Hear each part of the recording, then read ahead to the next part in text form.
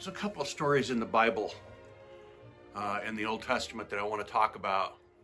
You can find them in 1 Kings, I believe. See, I also have notes as I go along. 2 Kings, chapters 10 and 11. One of the things about the Old Testament is the writing can be very efficient. You can cover a lot of story if the writer gets to the point. But these two stories are intertwined. The first one is about one of the Israelite kings that came about 130 to 150 years after King David. The three important kings for the Israelites,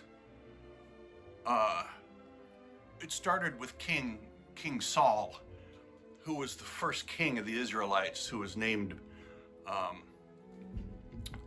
by a judge.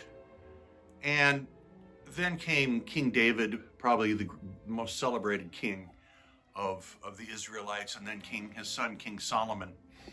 But Solomon, while building the temple in Jerusalem and being very generous and spending a lot of loot, weakened the Israelite kingdom to the point where it split into two. In the north was Israel, and in the south became Judah or Judea, nomenclature again. 10 tribes in the north and 2 in the south. But the south ended up being the stronger of the two. And the reason is because they didn't have foolish kings. One of those foolish kings for the Israelites was King Ahab. And Ahab, as part of political expediency, decided to join with the north, which was Phoenicia, which today is what we call Lebanon.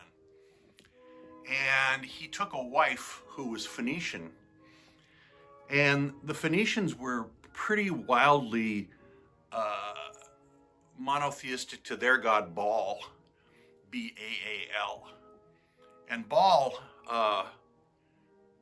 morphed into Beelzebub and Beelzebub and ended up not being a god at all.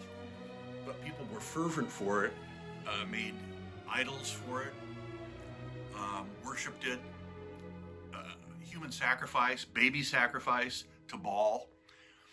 So bringing all this luggage with her was the Phoenician wife of King Ahab, and her name was Jezebel.